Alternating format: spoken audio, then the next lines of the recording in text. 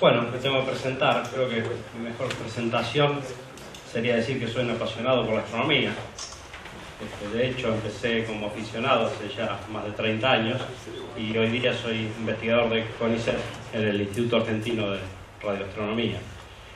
Mi formación, como la de Cristina, es la de un físico. Yo soy licenciado en física de la Universidad de Buenos Aires y por vocación soy astrónomo. Soy doctor en astronomía de la Universidad de La Plata. Y si bien, como dije, soy investigador de CONICET, trabajo en el Instituto Argentino de Radioastronomía, también quiero mencionar el Instituto de Astronomía y Física del Espacio, donde hice mi formación y trabajé unos cuantos años porque fue allí que aprendí la mayor parte de esta ciencia. Así que, hecha la presentación, les voy a contar trabajo que hacemos esencialmente con un grupo de amigos. Ligia Brazano, mi esposa y mejor amiga que anda por allá, Mariano Mayochi, de la Escuela Cristóforo Colombo, de la Facultad de Ciencias. Ligia trabaja en la Facultad de Ingeniería de la UBA, que es investigadora de CONICET, y Susana Pedrosa, también del Instituto de Astronomía y Física del Espacio de CONICET. Nuestra idea es tratar de abordar ciertas problemáticas que tiene la enseñanza de la astronomía, más bien a nivel de grado universitario, a nivel básico. Pero que también son aplicables en algún punto, y al final voy a contar por qué pienso yo que son aplicables e interesantes a la enseñanza a nivel secundario o del profesorado. Así que esto va a ser un poco de astronomía pura y dura. Les voy a pedir que me acompañen a jugar un poco a ser investigadores y les voy a contar de qué modo trabajamos o pretendemos trabajar con los estudiantes y qué falencias queremos abordar. Resumen, esencialmente voy a tratar de motivarlos, contarles qué problemas creemos que tiene nosotros la enseñanza de la astronomía a nivel de grado, cuál es el aporte que se puede hacer con pequeño instrumental, pequeños telescopios y hoy día cámaras digitales comerciales, ¿sí? No niego que el mayor aporte está en que los astrónomos aprendan con los grandes instrumentos que van a trabajar, pero me parece que hay ciertas cosas que pueden ayudar a este nivel. Y después les voy a contar dos trabajitos que hemos hecho, uno sobre la medición de la distancia a la Luna y otra sobre la segunda ley de Kepler, que muestran un poco nuestra idea, o la idea de nuestro método. Finalmente presentaré algunas conclusiones. ¿Cuál es la motivación? Bueno, nosotros creemos que la enseñanza de astronomía a nivel de grado hoy día es mayormente teórica. Diría de la astronomía y de la física, si quieren también. La práctica está mayormente orientada en los años finales, en el nivel cuando ya hay un bagaje de conocimientos importante en teoría, y mayormente orientada a las técnicas de medición. Se aprende a hacer fotometría, se aprende a hacer espectroscopía. Y para eso se necesita, como dije, instrumental complejo, una reducción de datos compleja y requiere el manejo de detalles técnicos. Lo que creemos nosotros es que, si bien eso es importante para la formación del astrónomo, está ocultando algo que, a mi entender, a nuestro entender, es más importante, que es la aprehensión a través de la práctica de conceptos básicos. Uno puede entender los conceptos básicos, cómo funcionan cuando los ve funcionando en la naturaleza, cuando los puede medir, ¿sí? Y otra cosa también importante, que es la razón por la cual digo también que esto sirve en otros niveles, es la práctica del método científico. La práctica del método científico la hacen los astrónomos cuando están haciendo su doctorado. Y creo yo que esto se puede iniciar mucho antes. Si uno tiene que formar a una persona, un trabajo que va a hacer toda la vida, bueno, el método es la base del asunto. Es decir, ¿cómo se desarrolla un método de medición? ¿Cómo se hace un modelo de medición? Toda medición requiere un modelo. No existe una medición sin un modelo. ¿Cómo se planifica, se realizan las observaciones? ¿Cómo se interpretan y se discuten los datos y se sacan conclusiones? Esto es más importante, creo yo, que la técnica en sí, que si bien es importante y debe manejarse, esto es la base por la cual uno va a trabajar toda la vida. Y lo que pretendemos mostrar es que esto se puede hacer justamente a partir del pequeño instrumental si uno realiza prácticas en las cuales pone el énfasis en el método y no en la técnica. Es decir, si uno logra conseguir desarrollar prácticas de medición en las cuales el instrumental y la reducción de datos sea simple, cosa que yo no tenga que preocuparme por ella, no tengo que aprender detalles técnicos del telescopio, no tengo que irme a la alta montaña, y tampoco, digamos, y además pueda entender directamente el número que salió, qué es lo que significa, ¿sí? Entonces, con instrumental y reducción de datos simples, nosotros podemos poner el énfasis en el resto. ¿En qué significan estos números que yo obtuve? ¿Sí? En cómo modelo mi observación, ¿sí? Esencialmente en cómo trabajo como científico, ¿sí? Esto puede hacerse con cualquier tipo de magnitud astronómica o de fenómeno astronómico. De hecho, lo que voy a presentar es la medición de la distancia a la Luna, algo no demasiado complicado. Y por eso digo también que como puede hacerse con conceptos muy básicos, puede aplicarse a otros niveles como la enseñanza secundaria o como el profesorado. No es necesario conocer la teoría de la relatividad para poder hacer una práctica de este tipo, ¿sí? Y la ayuda justamente es un instrumental pequeño que nos permite hacer esto en cualquier momento, en cualquier lugar casi. De hecho, nuestras observaciones están hechas de Buenos Aires. Si hay lugar en que las observaciones astronómicas son prácticamente imposibles, ese es Buenos Aires. Y con instrumental relativamente sencillo, no estoy hablando de algo que uno pueda comprar todos los días, pero sí una institución puede tener. De hecho, acá está nuestro telescopio. Es un pequeño telescopio computarizado de 20 centímetros que ya ha cumplido el año pasado 20 años, así que tampoco es algo demasiado moderno. ¿Y qué es lo que nos importa de ese telescopio? Bueno, estos telescopios comerciales de pequeña apertura, además de ser baratos, tienen hoy día un posicionamiento y seguimiento preciso, porque no es tecnología demasiado complicada lograr eso. Una simplicidad de operación donde uno con una computadora simplemente decide qué es lo que quiere observar y el telescopio hace la búsqueda, hace el seguimiento, y entonces me permite a mí olvidarme de eso, que es técnica, me permite concentrarme en la ciencia, en el método científico. Alguien podrá decirme que el poder colector de estos telescopios es muy bajo. Bueno, pero eso es irrelevante. Yo para enseñar el método científico no necesito observar una galaxia a corrimiento al rojo 6. Puedo hacerlo con la Luna, puedo hacerlo con el Sol, puedo hacerlo con las estrellas más brillantes. Lo que tengo que conseguir es una práctica sencilla y además motivadora, ¿no? Tampoco uno va a observar, no sé, la magnitud de Gamma Centauri, por decir algo. ¿Para qué sirve la magnitud de Gamma Centauri? No lo sé, digamos. Pero si quiero medir la distancia de la Luna, por ahí es más interesante, porque a la gente le atrae un poco más, al estudiante le atrae un poco más, decir, estoy midiendo algo más fundamental desde algún punto de vista. La distancia de la Luna, al menos, es necesaria para poder viajar a la Luna, ¿sí?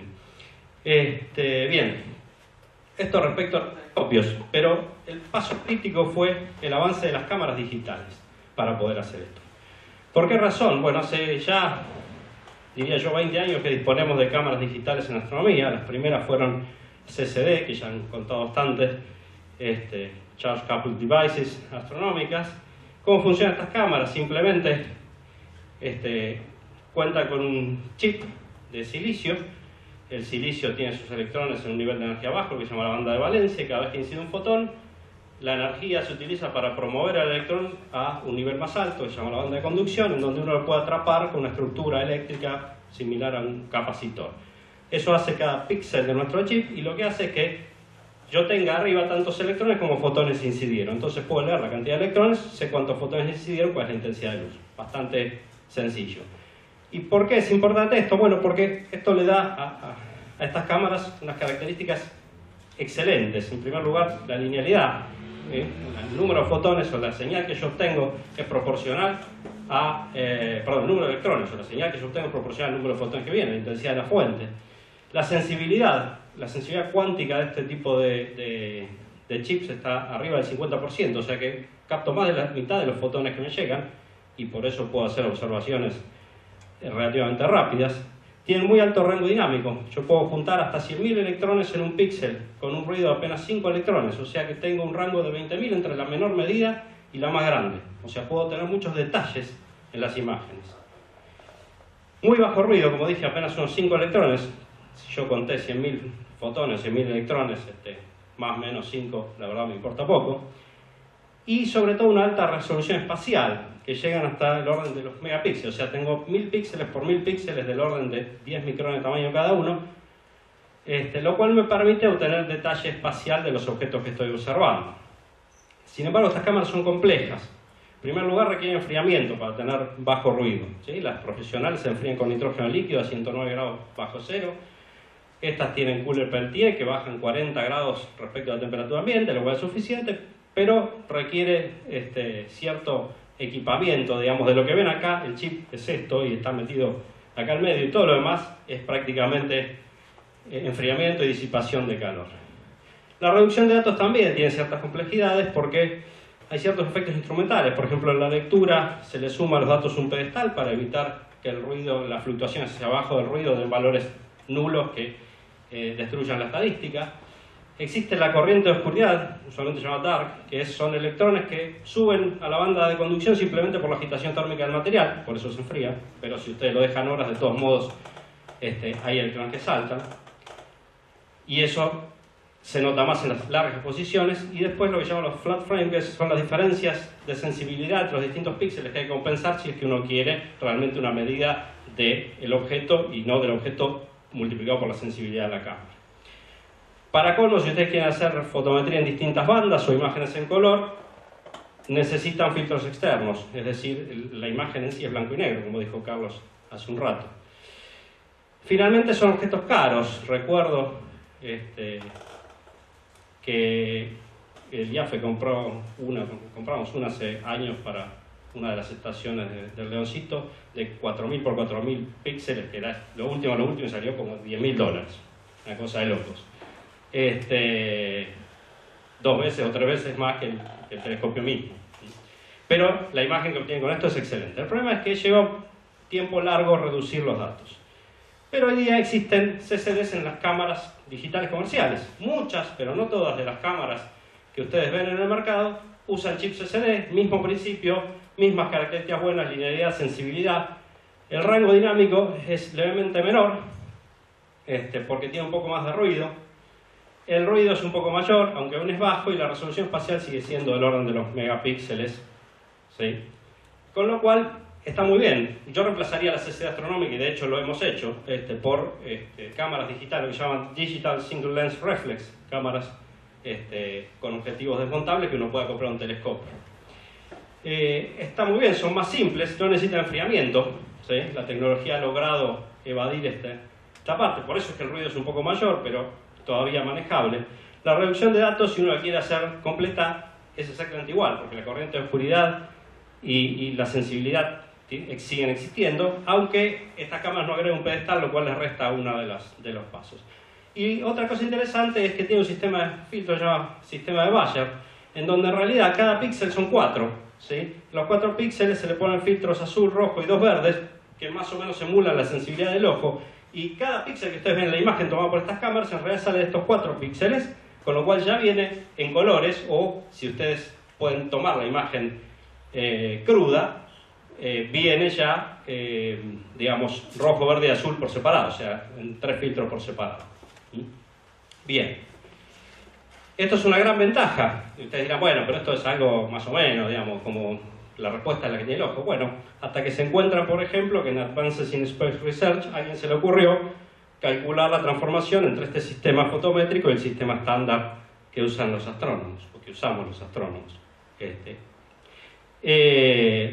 Lo cual, para la enseñanza está muy bien, no necesito tampoco una precisión de locos. Igual siguen siendo caras. Si quieren comprar una DSLR con CCD, todavía van a tener que invertir un par de miles de dólares tranquilamente. Y estas no son las cámaras, ni que tienen los teléfonos, ni las cámaras de bolsillo, ni la mayoría de las cámaras de DSLR que hay hoy en día. ¿Por qué? Porque la revolución verdadera vino con el cambio de tecnología CCD a la tecnología CMOS, ¿sí? Complementary Metal Oxide Semiconductor. ¿Cuál es la diferencia? En esencia, los chips CMOS tienen la electrónica de lectura incluida en el chip y no está por fuera. Eso hace que la lectura sea mucho más rápida, y como la lectura es mucho más rápida, también puedo poner más píxeles y todavía poder tomar una imagen en tiempos decentes. Mantienen más o menos las características de los CCDs, son más simples, siguen teniendo los filtros y son baratas, ¿sí? De hecho, una cámara, hoy día un teléfono más o menos, un smartphone más o menos barato, pues costará menos de $500 y tienen cámaras de más de 10 megapíxeles, ¿sí? Y esto estamos hablando de un teléfono, ¿sí? O sea, la conclusión es, dejen la CCD y usen el celular con el telescopio. La tecnología hace esto. El gran salto en la ampliación de la resolución de las cámaras viene dado por el cambio de tecnología, y eso es lo que uno trata de abordar o de aprovechar para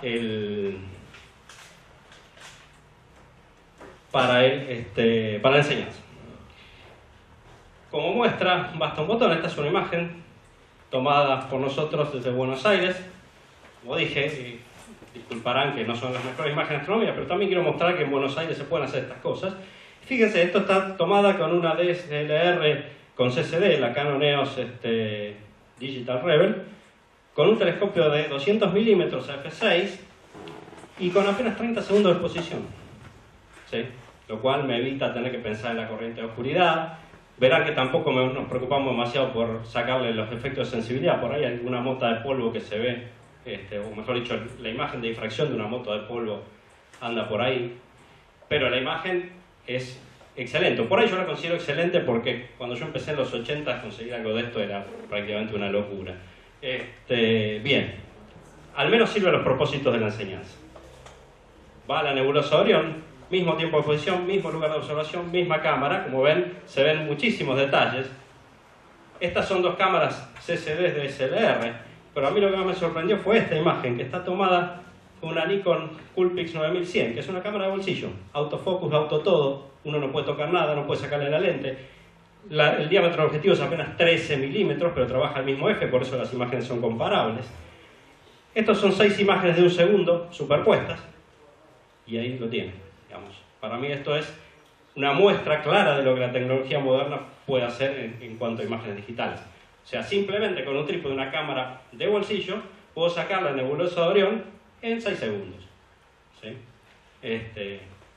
Si ustedes empezaron como yo hace mucho tiempo, sabrán que para conseguir estas cosas antes se requerirían unos cuantos minutos. Pero bueno, esto es lo que intentamos aprovechar para la enseñanza, no nos perdamos, no nos sacamos de foco. Y lo que les voy a contar son un par de trabajitos que hemos hecho con estudiantes y en los cuales pretendemos utilizar este instrumental para que la gente practique un poco el método científico. Si quieren los detalles, estos trabajos están publicados en el American Journal of Physics en 2014 y el siguiente en 2015. Y un poco la motivación y la idea, lo que les voy a proponer ahora, es hacer efectivamente lo que hicimos con los estudiantes, jugar un poco a ser investigadores, medir la distancia de la Luna y entender por qué podemos explicar acerca del método científico con este tipo de instrumental. ¿Cuál es la motivación para los estudiantes? Para nosotros ya motivamos bastante. Y quizás que la distancia de la Luna es una distancia importante para medir, me permite entender la órbita de la Luna. La Luna tiene que ver con las mareas y estudios geofísicos. También la órbita de la Luna sirve para testear teorías de gravitación. Y esencialmente para entender el viejo y complicado problema de medición de distancias en astronomía, ¿sí? Que es uno de los más complejos, simplemente porque no podemos ir a medirlas con un metro. ¿Qué es lo que proponemos nosotros? Bueno, lo que propusimos en su momento, este es un experimento que se hace muy rápido y que pueden reproducir muy fácilmente, es medir la variación diurna del tamaño angular de la Luna. ¿Y por qué la Luna tiene una variación diurna del tamaño angular? Bueno, simplemente porque la Tierra gira alrededor de su eje. Si esta es la Tierra, yo estoy aquí, soy el observador, la Luna está por allá, R es la distancia que separa los centros de la Tierra de la Luna, R' es la distancia que me separa a mí del centro de la Luna. Esta distancia R' va cambiando a medida que la Tierra gira. Cuando la Luna llega cerca del cenit, la distancia es menor, y cuando baja, la distancia es más grande. Por lo tanto, la distancia que yo observo y el ángulo que subtiende el radio de la Luna desde mi punto de vista depende de la distancia cenital observada, ¿sí? Z. ¿Cuál es la ventaja? Bueno, esto es, como dije, una experiencia que dura unas pocas horas, lo que tarda la Luna en subir y bajar, 12 como mucho. La observabilidad es excelente, nadie me puede decir que no lo puedo hacer porque la Luna se ve en todas partes y casi todos los días. Y además lo puedo hacer yo solo, ¿sí? Porque otros métodos de medición de distancia de la Luna, como la paralaje, requieren 2 observadores en distintos lugares de la Tierra. Esto no, lo hago yo desde un solo lugar de la Tierra. ¿Cuál es el desafío y por qué esto permite efectivamente trabajar el método científico? La magnitud del efecto. Y es además la razón por la cual se requieren las cámaras digitales. La magnitud del efecto es esencialmente del orden de el radio de la Tierra dividido por la distancia de Tierra a Luna. Ya desde Newton sabemos que la Luna está a 60 radios terrestres de distancia, por lo tanto la magnitud del efecto es del orden del 1,5%. Es decir, que yo tengo que ser capaz de medir el radio de la Luna, ¿sí? Y medir variaciones en ese radio de la Luna de un 60avo. Es decir, si el radio de la Luna es más o menos 30 minutos de arco, tengo que medir 3 segundos de arco. perdón, 30 segundos de arco.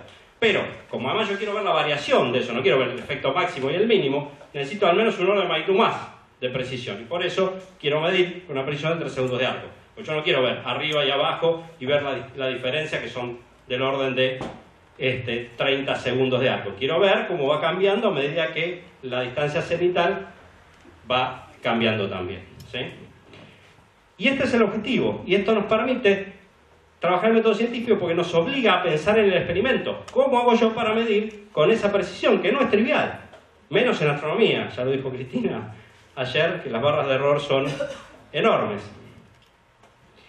Bueno, en primer lugar tengo que pensar cómo medir el radio, y para eso tengo que pensar en otra cosa, en qué es el radio, ¿sí? Esto me mueve a enseñar una cosa importante. Cuando uno va a medir algo, lo primero que tiene que ver es cuál es el punto crítico, qué es lo más complicado de medir, qué es lo que me cuesta más y lo que voy a tener que poner más esfuerzo. El radio de la luna parece un concepto bastante simple, pero cuando ustedes van a mirar las imágenes no es tan simple. Si ustedes cambian el contraste de una imagen, la luna se agranda y se achica. ¿Por qué?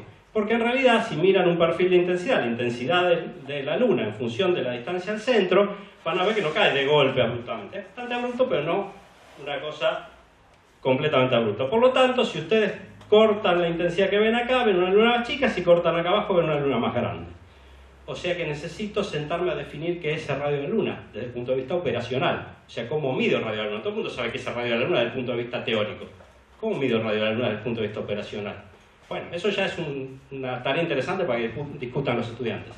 La forma que encontramos nosotros es sencilla. La mejor definición del radio de la luna es el punto donde la pendiente de la caída de brillo es máxima. Porque eso no cambia ni con el contraste ni con cómo toquen ustedes la imagen. Y la forma fácil de sacar eso es pasarle a la imagen un filtro de detección de bordes. Un filtro de detección de bordes es un filtro que esencialmente hace una derivada de la imagen de manera discreta. Lo que se ve es que el borde queda perfectamente definido, yo lo puedo ver y después puedo jugar con cualquier programita que trace círculos para poner encima de estos círculos y ver qué tamaño tienen. El radio del círculo me da el radio de la imagen de la luna, ¿sí? Pero hay que tener cuidado, porque esto está sometido a ciertos errores, que es otro punto que nos interesa marcarle a los estudiantes que tienen que cuidar cada vez que quieren hacer un experimento. De antemano uno tiene que saber cuáles son los errores que uno espera. En este caso vienen del SIN, ¿sí? De la turbulencia atmosférica que por las imágenes, y de los accidentes lunares.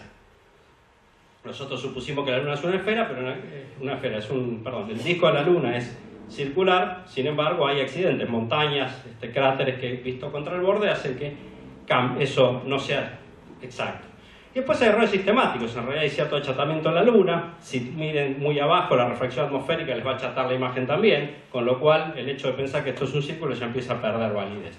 Bueno, esto se soluciona, no miran muy abajo, si miran el achatamiento de la luna, van a algún libro, van a ver que no afecta mayormente para la precisión que queremos, y estos estadísticamente se resuelven. De hecho, el hecho de trazar un círculo en vez de medir cada radio es como una medición estadística, porque está midiendo a la vez todos los puntos del perímetro y por lo tanto tiene un error mucho más bajo que trazar un radio y medirlo, ¿sí? Con lo cual esto se elimina y esto en esencia también. Pero esto, lo crucial en realidad para poder hacer esto es la resolución y el rango dinámico espacial, en este caso, de las cámaras. ¿Por qué? Porque yo tengo que medir una parte, como dije, en 600. Para medir una parte en 600 necesito que la imagen de la luna tenga al menos 1200 o 1800 píxeles. 3 veces 600, ¿sí? Si la luna tiene 600 píxeles en la imagen, el error va a ser de un píxel y no voy a ver nada. Y eso es posible porque tengo cámaras de megapíxeles. Si no tuviera cámara de megapíxeles, una cámara de 640 x 480 no es capaz de hacer esto, ¿sí? Esa es de algún modo la beta que estamos explotando para este tipo de cosas. Bueno, otra cosa que hay que enseñarle a la gente es que cuando uno mide siempre hay un modelo, ¿sí? Pueden plantear el experimento que quieran, que siempre están haciendo un modelo antes de medir, a priori. En este caso suponemos que la Tierra y la Luna son esféricas y suponemos que el único efecto que hay es el de cambio del tamaño angular alfa en función de la distancia cenital z'. Si uno hace ese modelo, lo trabaja, encuentra que la distancia se puede expresar en función de la distancia cenital y por lo tanto el ángulo que subtiende al radio de la Luna varía linealmente con el coseno de la distancia cenital. Bueno, esto hace la medición sencilla, mido para varios valores de coseno de z', el valor de alfa, en este caso la inversa de alfa, por cuadrados mínimos trazo alguna recta, y la pendiente me dará el cociente entre el radio de la Tierra y el radio de la Luna, y la ordenada del origen, el cociente entre la distancia Tierra-Luna, centro-centro, y el radio de la Luna. El cociente de estos dos entonces me dará la distancia de la Luna en función del radio de la Tierra. Sencillo. Pero hay que pensarlo antes. ¿Por qué? Si yo hago eso, aparece esto. Estos son los datos de la inversa del tamaño angular de la Luna, el radio angular de la Luna, en función del coseno de la distancia cenital. Yo esperaba ver una recta y no veo una recta, veo dos. ¿Y entonces? ¿Qué hago? No me importa, trazo una recta en el medio y eso sirve. Mal. ¿Por qué está mal eso? Porque si nosotros vemos dos rectas significa que el modelo que hicimos es inválido. Y si el modelo que hicimos es inválido, ningún parámetro de ese modelo me va a dar nada que sea razonablemente aproximación a nada que yo quiera medir. Lo que hay que hacer es un modelo nuevo. ¿Sí? Es más, puedo hacer hipótesis de cuál es el efecto que necesita ese modelo nuevo. ¿Por qué me falló este? Analizando los datos yo veo que una de las rectas es de la subida de la Luna y otra de las rectas es de la bajada. Entonces yo digo, genial, como la pendiente tiene que ver con el radio de la Tierra, entonces es porque en la subida el radio de la Tierra es distinto al radio de bajada. Es decir, la Tierra no es una esfera, sino dos semiesferas de distintos radios pegadas por su base. Está todo de acuerdo, evidentemente, nadie, el que calla otorga. No, ¿por qué no? A ver, argumenten, porque si estamos jugando a ser científico no me puede decir, no porque yo lo digo. ¿Qué argumentación tiene uno en contra de esto? ¿O qué otro modelo mejor se les ocurre? ¿Sí? Y esto es importante porque muestra cómo funciona la ciencia. Hay una argumentación muy sencilla. Yo veo una foto de un satélite y la Tierra es esférica. ¿Sí? Y eso muestra algo importante. La razón del poder y del éxito de la ciencia. La razón del éxito de la ciencia es que no son ideas sueltas que tira algún genio porque sí, sino es un entramado de conceptos que están todos relacionados entre sí como un rompecabezas. Y la razón por la cual esto es falso es porque hay muchas otras piezas de rompecabezas que me dicen que el radio de la Tierra es uno solo. ¿Sí? Y eso es importante entenderlo. Yo creo que buena parte de la gente no entiende este tipo de, o la forma en que funciona la ciencia. Entonces, este modelo no sirve, tampoco la explicación de los dos radios de la Tierra, evidentemente, es falsa. Lo que pasa es que me olvidé de un efecto importante. Yo supuse en todo este modelo que la Luna, estaba quieta, lo cual es falsa. Hay un efecto que compite con el que yo quiero medir, y es que la Luna, además de estar más cerca o más lejos mío, porque la Tierra gira, se mueve por sí, y entonces está más lejos porque se alejó. Tiene un movimiento, una componente radial en su movimiento orbital, que si piensan un poco, la excentricidad de la Luna es tal que la lleva 20.000 kilómetros más cerca de la media en el perigeo y 20.000 más lejos en el apogeo. Son 40.000 kilómetros en 14 días, que es la mitad del periodo, más o menos 3.000 kilómetros por día, o sea que en las 6 horas de mi experimento yo tendría que haber visto unos 750 kilómetros. Contra los 6.000 que quería medir no es despreciable, el efecto se ve y la prueba está acá. ¿Qué tengo que hacer? Bueno, calcular el modelo ahora con la componente de velocidad de la Luna, volver a hacer todo. Pero el problema acá es que ahora el tamaño angular de la Luna ya no depende solo de la distancia cenital, sino también del tiempo de manera independiente. ¿Y qué hago con eso? ¿Me voy a dormir? ¿Me olvido del problema? No enseño nada. No. Si lo miran con cuidado, la ventaja es que si ustedes miden la Luna cuando sube y cuando baja a una misma distancia cenital observada, este efecto es el mismo, este es constante. Si yo hago la resta del tamaño angular de la Luna cuando sube y cuando baja a la misma distancia cenital, los dos efectos desaparecen y queda solo el efecto de la velocidad de la Luna. Yo lo puedo medir.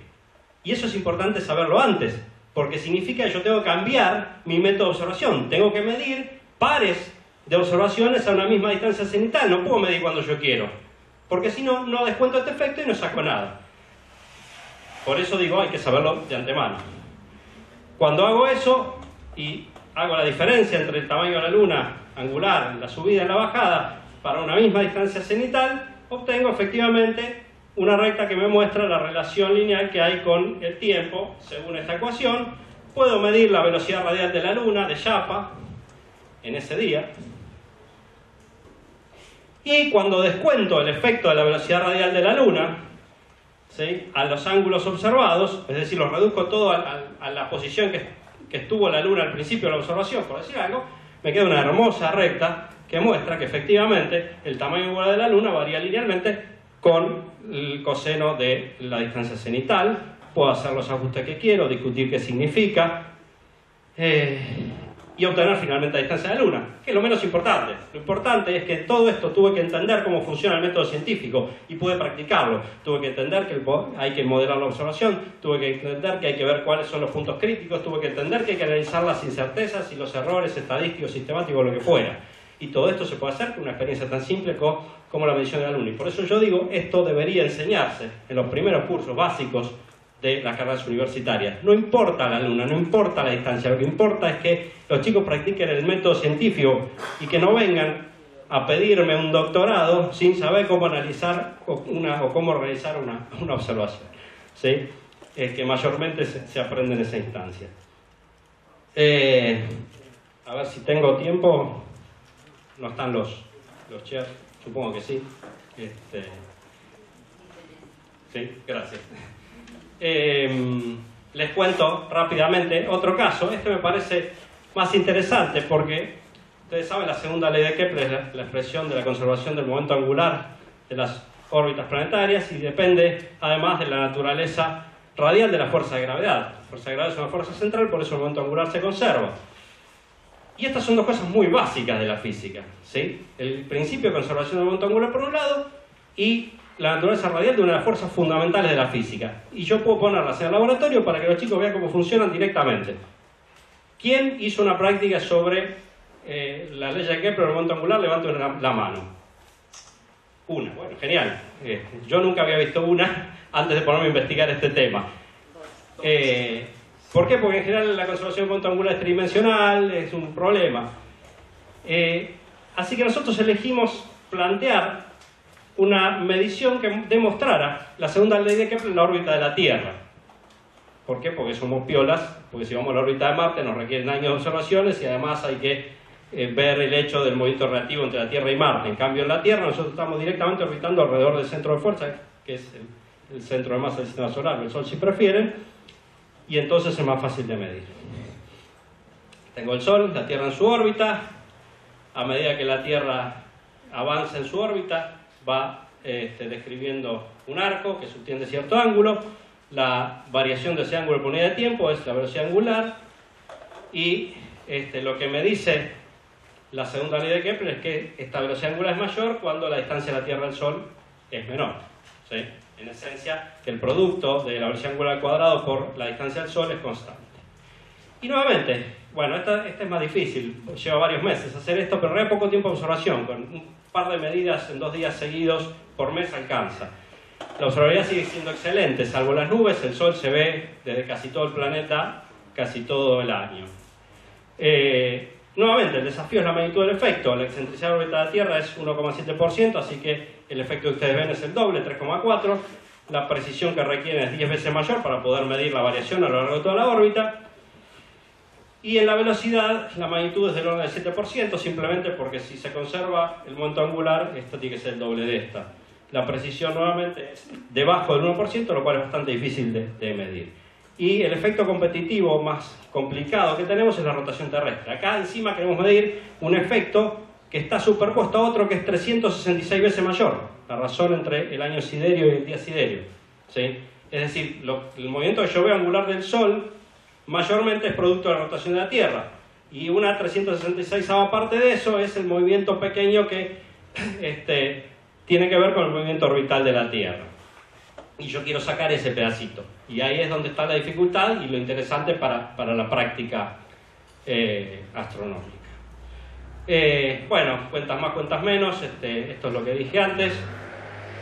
El punto acá es cómo hace uno para sacarse de encima el movimiento de rotación de la Tierra, y para eso lo más fácil, lo mejor es medir un sistema de referencia inercial que esté ligado al Sol, o que al menos tenga descontada la rotación de la Tierra, como es el sistema de coordenadas ecuatoriales absolutas.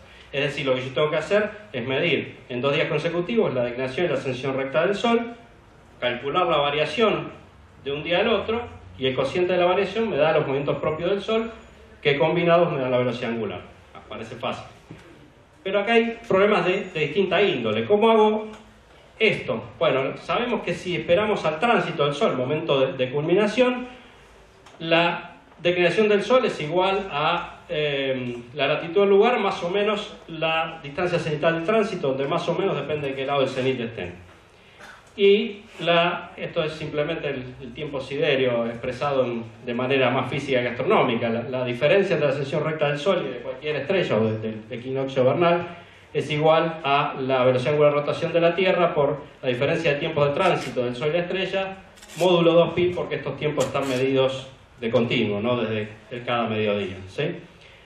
¿Y cómo hago eso? Bueno, hago una imagen del tránsito del Sol durante 2 días consecutivos, ¿sí? Antes de seguir, esto está relacionado en cierto modo con 2 fenómenos bien conocidos por los astrónomos: la ecuación de tiempo, que marca la no uniformidad del movimiento de la Tierra en su órbita, y el analema, que es muy lindo. De hecho, el origen de esta práctica tiene que ver con que queríamos elegantemente medir la no uniformidad del movimiento de la Tierra y por lo tanto la constancia del momento angular a partir del analema. Bueno, ninguno de estos dos sirve, no se puede hacer. ¿Por qué? Porque en realidad estos tienen descontado parte del movimiento orbital de la Tierra, porque están medidos en tiempo solar y no en tiempo siderio, ¿sí? El analema lo hacen todos los días a la misma hora, solar. Eso significa que el cachito extra que tuvo que rotar la Tierra para poder volver a ver el Sol hizo que girara un poco más en la órbita, y parte del movimiento orbital está contado cuando no debería, ¿sí? Idea muy linda, pero descartada. Pasamos a la buena. Otra vez la medición del radio es crítica y es un problema. Usamos la misma técnica que con la Luna, un filtro de detección de bordes nos muestra el radio solar. No sé si llega a ver, esta imagen está bastante oscura, pero esencialmente con eso podemos eliminar los errores estadísticos y sistemáticos de manera muy eficiente. Para que vean que esto sirve, estas son las distancias al Sol que obtuvimos midiendo el tamaño angular, y las distancias para los mismos días listadas en el US Naval Observatory. Son distancias buenas, y van a ver que la relación es prácticamente 1 a 1, ¿sí? 5, gracias. Bueno, el error más grande acá es la cancelación, es decir, si yo mido las distancias cenitales y las resto, es como restar 20 más 20,1 y me queda un error enorme. Así que lo que hacemos es hacer una serie de imágenes del Sol en cada uno de los tránsitos y mirar el camino que sigue el Sol, y la distancia entre esos dos caminos, que son horizontales porque yo estoy apuntando el meridiano, es la variación de declinación. Y el instante en que cruza el centro de la imagen es el instante de tránsito que me permite calcular su ascensión recta. Ahí tienen un ejemplo de ese cálculo del instante de tránsito, y cuando van a lo que queríamos sacar, que es la relación entre la velocidad angular y la distancia a la Tierra, efectivamente obtienen el logaritmo de una recta de pendiente 2, que significa que omega cuadrado por r es constante y por lo tanto el momento angular se conserva. La segunda ley de Kepler es válida.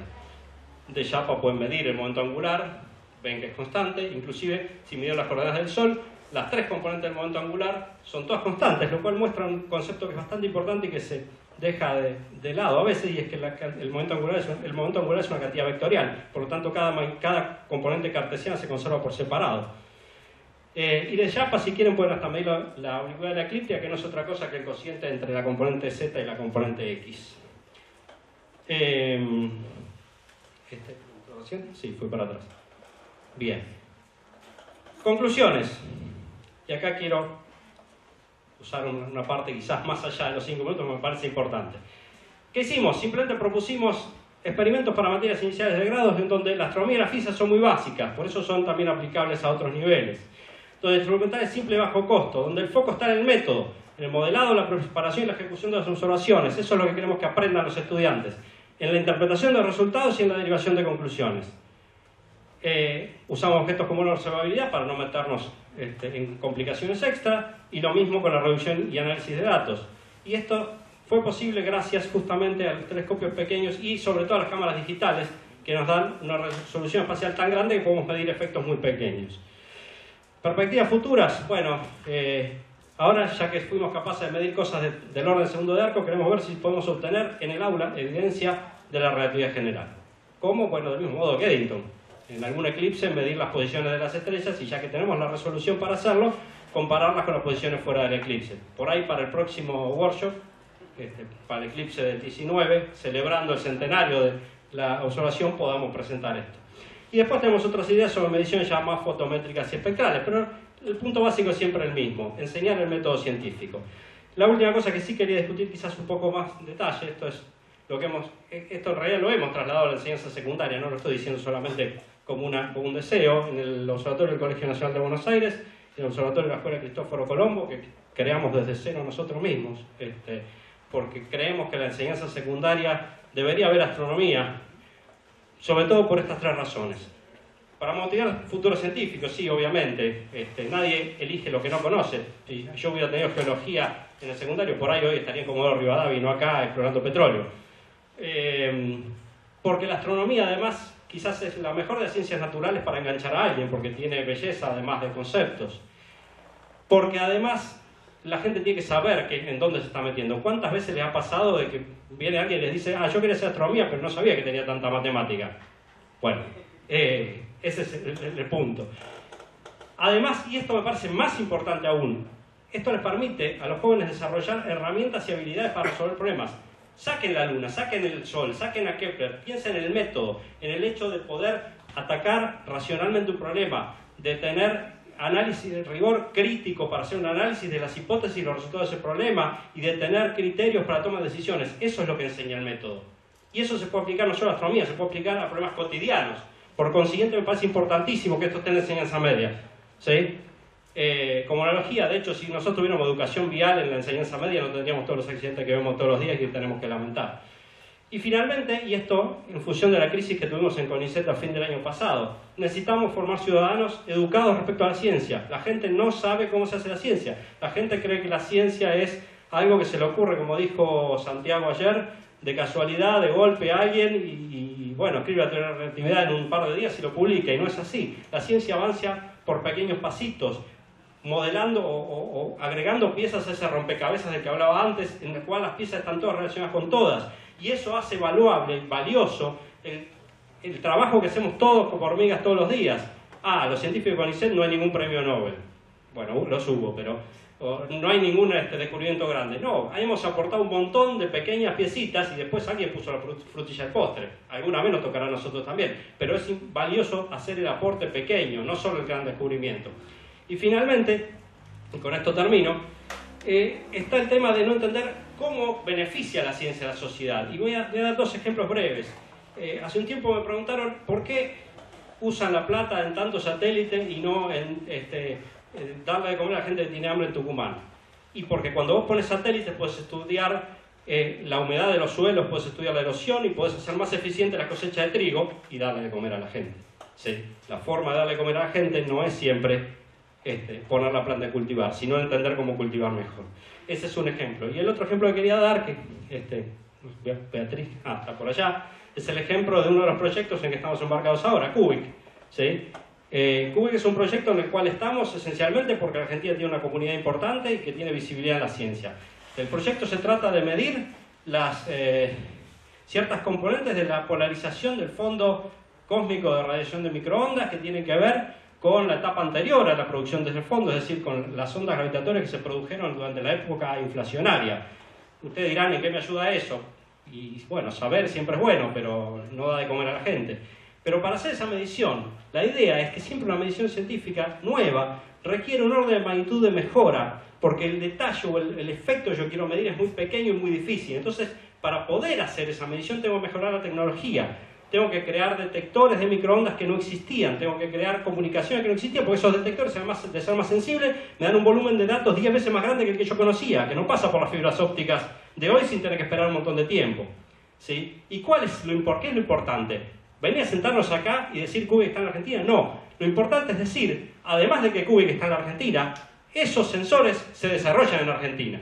Y es la industria argentina y la ciencia argentina la que recibe, ¿sí?, el beneficio de hacer ese tipo de cosas, obviamente en colaboración con otros países, no lo hacemos nosotros solos.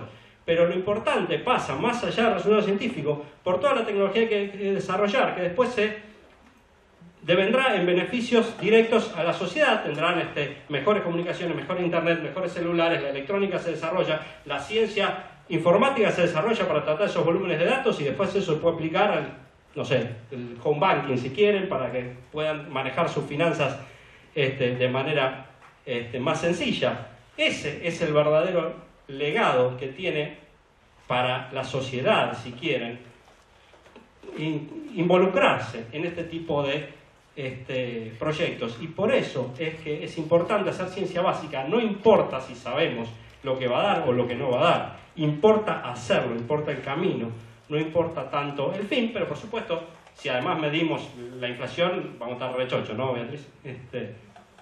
Beatriz dice que sí. Sí, eso significa sí. Así que me parece que esto es importante, porque si la gente tuviera esto más en claro, no se habría dicho un montón de cosas que se dijeron sobre CONICET durante los últimos años, los últimos días del año pasado, que en su mayoría son radicalmente falsas. En esencia nos han tratado de ñoquis del Estado, ¿sí? Así que, bueno, este es nuestro granito de arena para contribuir a esto. Creemos que quizás alguien pueda tomar esta aposta e implementarlo realmente, ya que nosotros, nuestro mayor tiempo está dedicado a la investigación. Muchísimas gracias.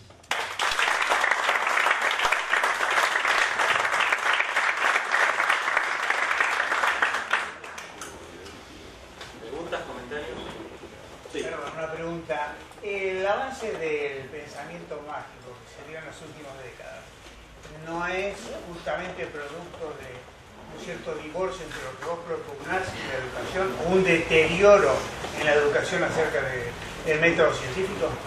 Bueno, es posible que sea una de las razones. No creo que se pueda explicar con una sola razón.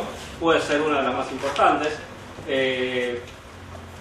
Digamos, yo no soy experto en educación, pero sí veo el deterioro de la educación y particularmente respecto de ciencias.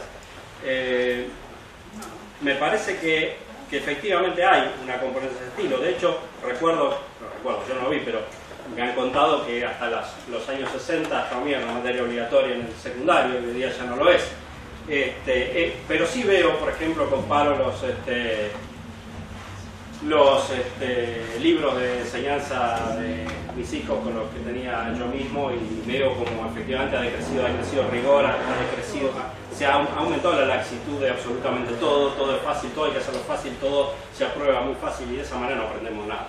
Y después nos va como nos va y no somos capaces de identificar que nuestro fracaso como sociedad tiene que ver con nuestro fracaso en la educación. Sí, en parte eso tiene que ver, no sé si es la única razón, pero en parte eso tiene que ver. Sí, un par de preguntas, comentarios. La primera relacionada con el comentario anterior, cuestiones como el incremento de pensamiento mágico deben ser abordadas también científicamente. Es decir, implica definir qué sería el pensamiento mágico, cómo se habría medido su incremento o no incremento. O sea, y hay ciencias que se dedican específicamente a abordar esos problemas que, como decía Leonardo, son enormemente complejos, ya en su definición, como el radio de la luna. Mi comentario y pregunta era: no estoy del todo seguro que tu afirmación de que se tratan de conceptos físicos y astronómicos muy sencillos para los niveles de los que estamos hablando sea del todo correcta. En el caso de los primeros niveles universitarios, conociendo al menos la carrera de astronomía incluso años atrás, tengo mis serias dudas de que se pudiera implementar con razonable éxito más abajo del segundo año o tercero.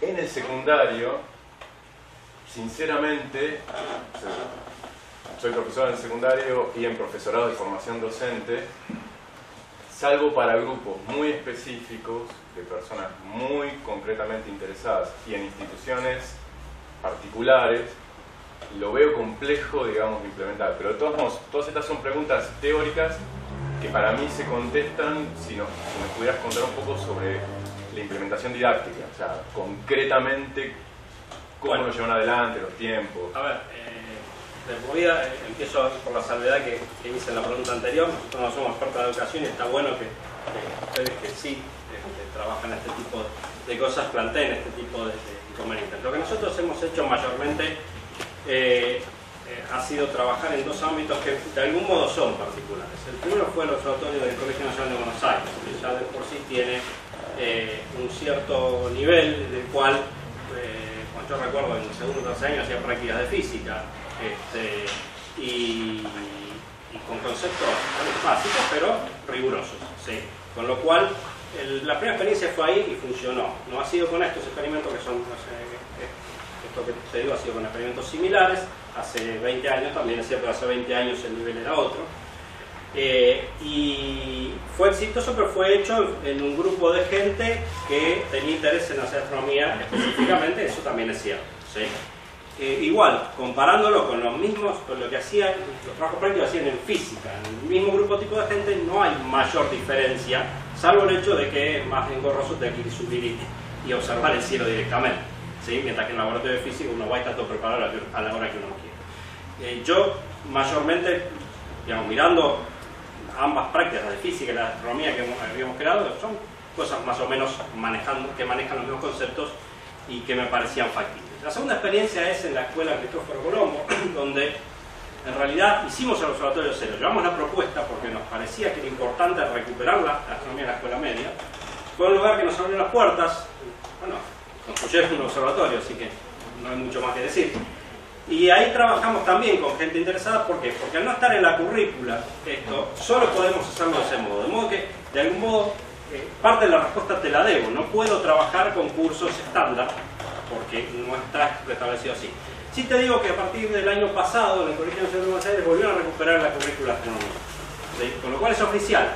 Y quizás, charlando con la gente que está trabajando hoy allí, se pueda pensar en empezar a entender un poco la problemática que vos planteás. Pero es cierto, fueron primeros intentos con una idea. Es cierto que están hechos sobre quizás una población estudiantil sesgada, pero me parece que lo valioso fue ponerlo en contexto y decir, bueno, tenemos esto, si a alguien le interesa llevarlo más allá, puede ser algo interesante por las razones, al menos a nosotros nos parece por las razones que discutimos. No sé si eso contesta. Tenemos dos preguntas y... ¿Yo uno? Sí.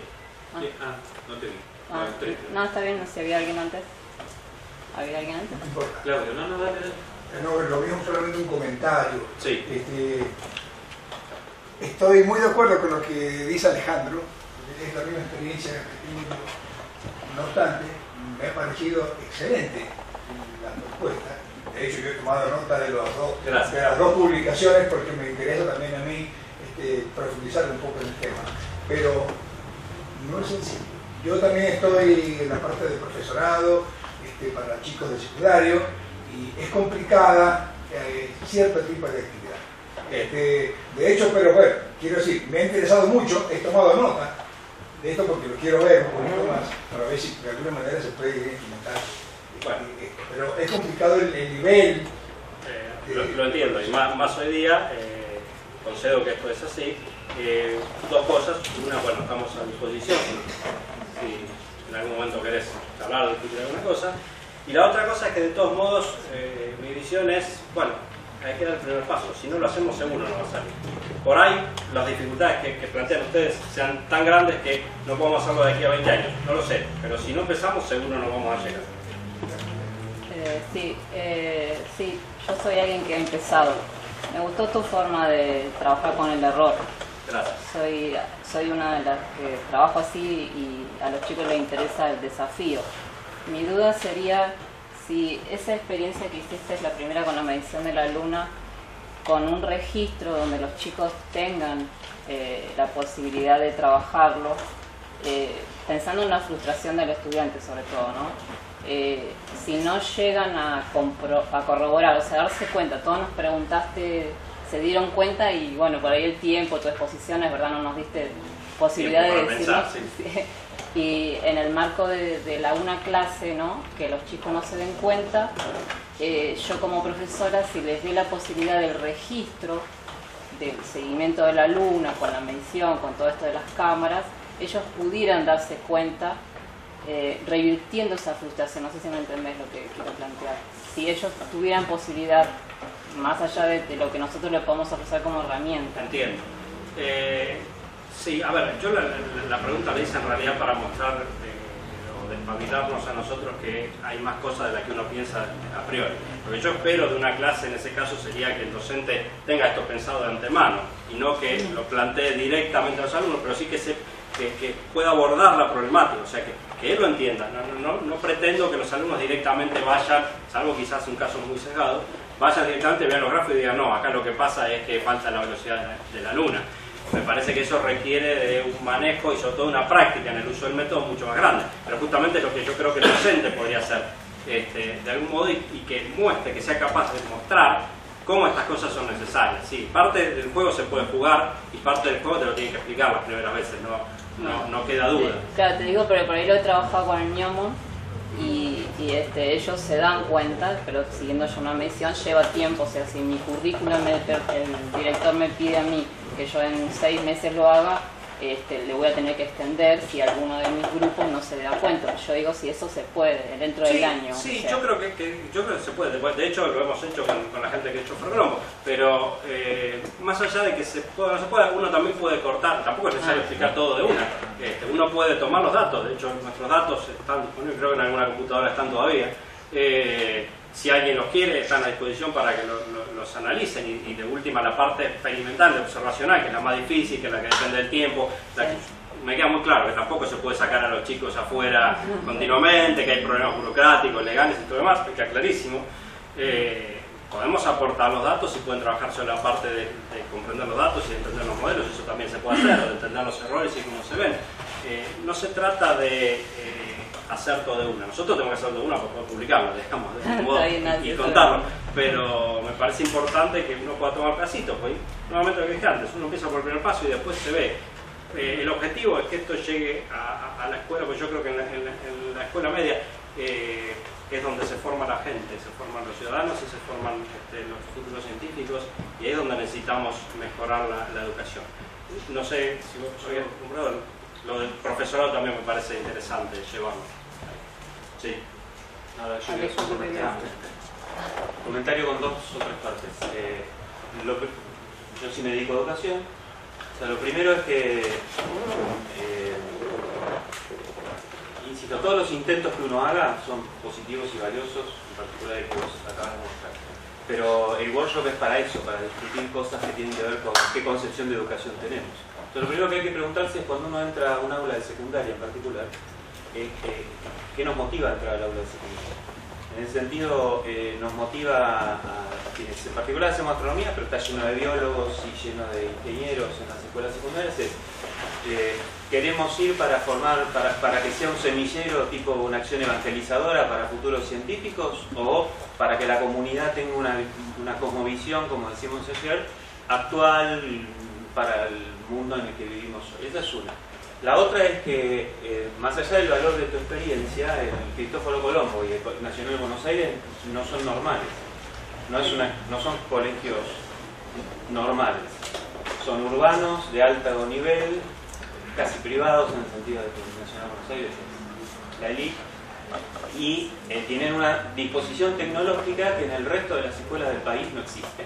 Entonces la pregunta es, la pregunta retórica digo, es ¿la astronomía necesita de tecnología para ser enseñada y empezar a construir cosmovisión, o hay otra forma de llegar a una escuela secundaria en el Maitén, acá 100 kilómetros, que tiene el nuevo secundario de Argentina ha incorporado en el 6º año de las escuelas con orientación en ciencias naturales, ha incorporado astronomía? O sea que a partir de ahora, por ejemplo, el 30% de las escuelas de Chubut van a tener astronomía a partir del año de 2017.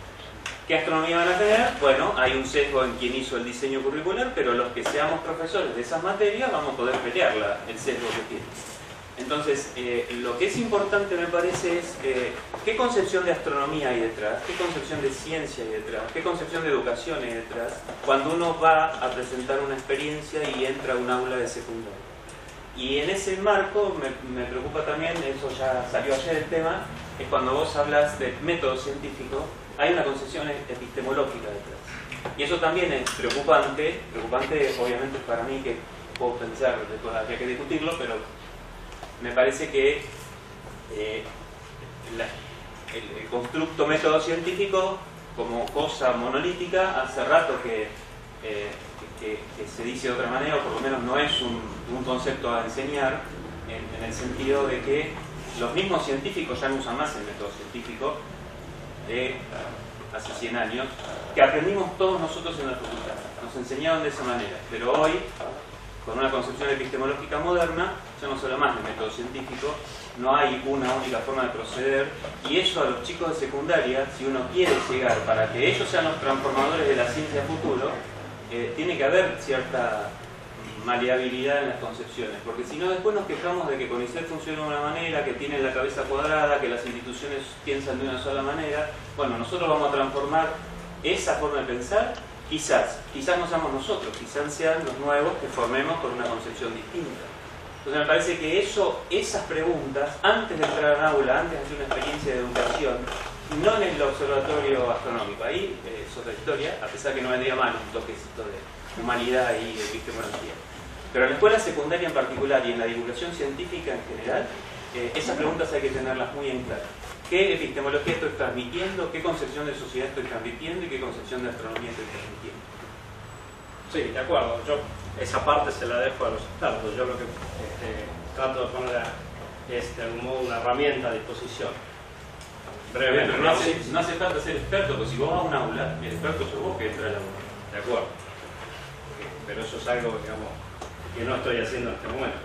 Estoy trabajando sobre, como dije al principio, los cursos básicos universitarios, y la idea es en algún punto extrapolarlo hasta donde quienes realmente van a pisar el aula vean que se puede hacer, o quizás ven que no se puede hacer. Digamos, eso ya lo dejo en manos de quienes lo van a hacer. Una última cosa que comentarte es que, si bien es cierto que vos decís, hay instituciones en las que trabajamos que quizás son de elite, yo no asociaría elite con privado, pero la tecnología hoy día se puede compartir, y eso me parece que es un punto vital. No necesitas tener el telescopio para hacer eso. Hay telescopios remotos, hay formas de compartir los datos, hay un montón de posibilidades que, exploradas puntualmente, pueden llegar a soluciones intermedias entre esto y por ahí lo que planteábamos hace un rato, que pueden ayudar o no. Eso ya creo que es algo para discutir personalmente. Cuando estemos el Facundo en el campo lo vamos a cerramos con Alejandro. Entrando en... comparto muchos de los comentarios de Néstor en general, digamos, porque más allá de una propuesta u otra, creo que son cosas que tenemos que plantearnos ante todas las propuestas y considerarlas en conjunto, ¿no? O sea, porque uno puede mechar diversas propuestas, combinar enfoques y qué sé yo, pero en todas plantearse estas cosas es como fundamental.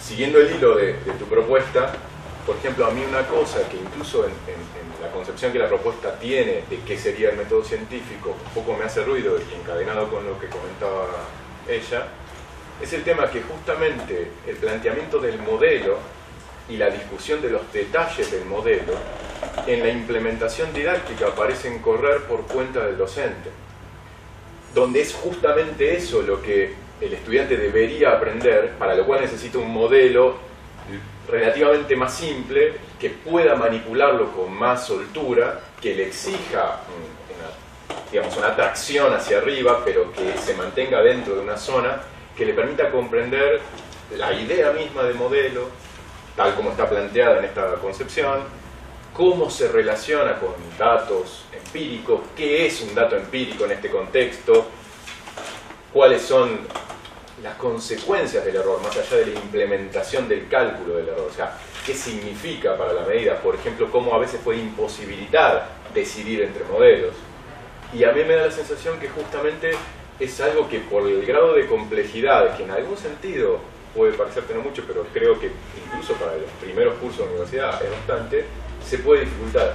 Y por otro lado, justamente el aspecto complicado tecnológicamente por disponibilidades materiales es el aspecto que genera, entiendo yo, más enganche en el estudiante, porque es la obtención directa del dato, la participación en la observación, la conexión con el instrumental, lo que en cualquier estudiante de secundaria o de principio de la universidad, donde por ejemplo un problema serio en la carrera de astronomía es que no entramos en contacto con el instrumental hasta mucho tiempo después, es como un tractor muy importante. Entonces, si en muchos lugares no tenés esa opción y compartís simplemente tablas de datos, la mitad de tus estudiantes lo van a considerar muchísimo menos atractivo. Entonces, eso es un... De acuerdo, bueno, yo planteaba compartir directamente el instrumental, no solo la tabla de datos.